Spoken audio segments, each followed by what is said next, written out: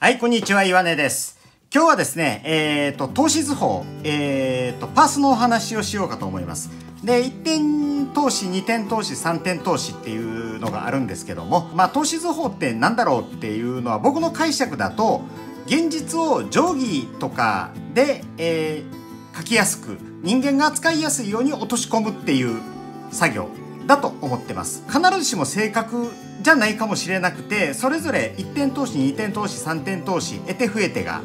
あります。で、特に人工物、いろんなものが直角に交わってる人工物っていう時に威力を発揮して、自然物、森とか、そういうものを描写する時は、なんとなく理解できてたら大丈夫なのかなって、そんな厳密に考えなくてもいろんなものが曲がってるんでっていう気がしています。で、とりあえず今回はまずは、一番簡単な一点投資、のお話をしたいと思います。で、一点投資ってどういうのって言ったら、その名の通り小視点が1個しかないっていうやつで、分かりやすいっていうのが、これ定規で一応書いてますね。ここに小視点があるとして、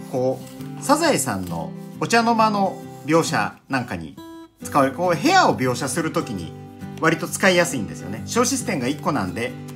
いろんな意味で書きやすいし、だいたい小視点が、フレームの中に入る、画面の中に入ってくるから、短い定規でも書きやすいっていう利点があります。なんでサザエさんの部屋の中に書かれているものは基本全部こういうところにあるものが一点投資で描写されてます。こたつであったり、こういう家具類が一点投資になってます。ただ本当は問題は次の、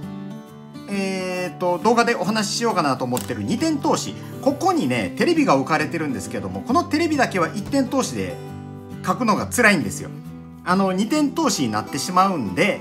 それがなぜ2点投資でないといけないかっていうことは次にお話ししますけども、まずはテレビ以外をちょっとこんな感じでっていう風な感じで書いていきますね。大雑把ですけどね。で、全てがここの点に収束していくっていう感じなんで、そうそう、用語の一応説明しておきますね。用語で言うと、今回僕のパースのお話の中では、こういう真ん中に走る基準の線、これ水平線とか地平線とか言いますけど、これを一応僕の場合はアイレベルというふうに言って、これは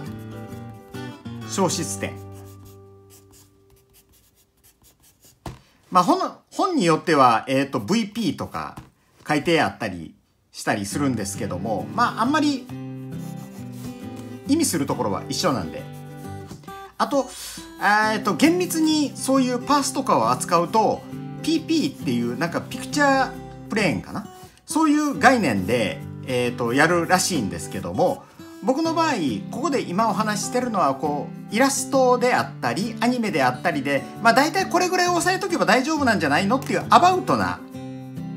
パースの話になりますんで、そういう詳しいパースより正確な、建築物のパースのようなことが知りたい方は、ググってみてください。多分、パース PP あたりでやると出てくると思います。こういう部屋の中を描写するのに向いてますね、一点投資は。一点投資で苦手とするものは小視点の真ん前にあるもの。例えばアイレベルがここで、小視点がここで、こういうパースがありますよね。だいたいこういうふうに。で、ここにある四角いもの、これは書きやすいんですよ。こういうふうに書けばいいから。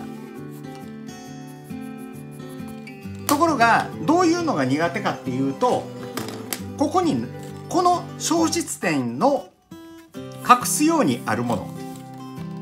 例えばここに四角いものがあったとすると、さあどうでしょう。奥行きがこうなんで、見えないところを描くとこうなんですよ。見えないところを描くとこんな感じで問題ないんですけども、実際にはここが不透明なので、結局小質点上に物があってもそれは平面にしか見えないっていう最大の弱点がありますんで、だからこそ部屋の中、こういう部屋の中っていう小質点上に何もない、手前に何もないっていう、でこういうこたつであったり、タンスっていうのは小質点から外れたところに描くっていうことになるわけですよね。だからこそこれで立体感が手軽に出せるっていう感じです。で見てもらったら分かると思うんですけども、こう一点通しのいいところっていうのは比較的画面が安定して見えるっていうことなんですよね。だから落ち着いた画面の時にはこういう一点通しで、書いてやるといいのかなって思います。その反面ちょっと面白みに欠けるっていう感じはあるんで、動きのあるシーンなんかはちょっと弱いかもしれないです。だいたい人間と同じぐらいのサイズ以下のものはこの一点通しでいいです。人間より極端にでかいものってなると、やっぱり2点通しとか3点通しを使わないとちょっと立体感に欠けるところがあると思います。で、人間より明らかにでかくても大丈夫なのは、すごく遠くにある街並みみたいなの。ここにまず地平線引っ張って、こういうパース線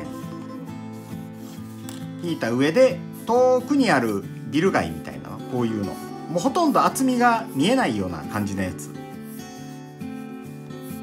厚みがたくさん見えるやつだとあれやけど、こういう感じで奥に並んでいってるようなの、こういうのはもう一点通し得意ですね。大きいものとはいえ、だからすごく遠くにある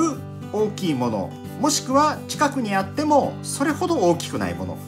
ていうものを描写するときに向いてますね。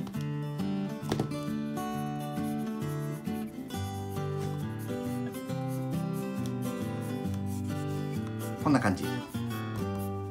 で、ビル街とか風景、ここに山があっ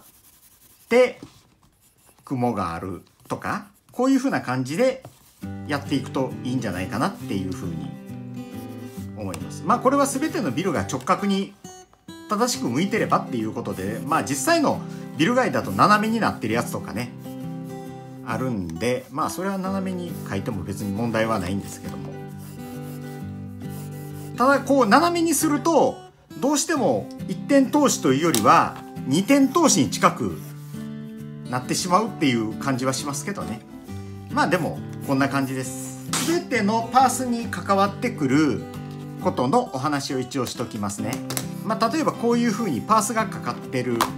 状態の四角、真四角じゃなくても、こういう四角の真ん中ってどこだろうかっていうことの求め方です。それはもう真ん中は一番簡単で、対角線を引けばいいんです。こういうふうに対角線を引いたらここが真ん中、こういうふうな感じ。これはどんなにパースがかかってても、例えばこういうふうな全てが平行じゃないパースがかかってたとしても、これの真ん中はっつったらこれで求めることができます。これ非常に便利。あと地平線の上に来るのは全て同じ高さのものっていうのがあります。それはどういうことかっていうと、こうね、小質点があって地平線があるときに、ここ同じところに立ってる人がいて、こう人が立ってたら奥へ行っても同じ、永久に同じ、そして最終的にこの点に収束していくっていう考え方なんで、だからこれが違う位置に立ってたりすると、この人が奥にいるすごく大きな人なのか、もしくは宙に浮いてるのか、どっちかっていうことになるんで、特にこう足元が見えてない時にそこら辺があやふやになりがちなんで、注意してくださいっていう感じですね。多分この原則さえ押さえていると割とパースに乗った絵になるんじゃないかなって思います。じゃあこれを3分割したい時4分割して4分割はね2のさらに半分にすればいいから別に難しくはないけど、例えばこれを3分割にしたい、だいたいこんな感じで時にはどこが正しいかっていうと、まず奥行きのところが不明でこことここは分かりやすいので、ここを3分の1測ってね、これ今は適当に書きますけどね、定規で測って3分の3つに分けます。でこっちも同じように3つに分けます。でそれぞれを結ぶように線を引っ張って対角線を引っ張る。そうするとここが奥行きの正しい3分の1っていうことになるんで、これ5分の1であろうが6分の1であろうがこの方法で、分割していけるんで、正確に例えば見上げたビルを10階分の高さにこう分割していく時とか、こういうのを使うと非常にシンプルに分かりやすく正確にできると思いますんで、とりあえず今回の一点投資はざっとこういう風な説明になってます。で次回は2点投資のお話をしたいと思いますんで、見ていただけると嬉しいと思います。よろしくお願いいたします。ありがとうございました。次の動画でまたお会いしましょう。